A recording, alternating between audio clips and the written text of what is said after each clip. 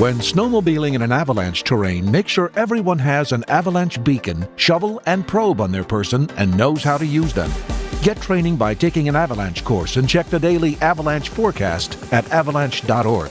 Always be aware of local conditions. If you see recent avalanche activity, go ride elsewhere. Most importantly, only one at a time on the slopes, and don't group up in run-out zones. Brought to you by the American Council of Snowmobile Associations and the Federal Highway Administration.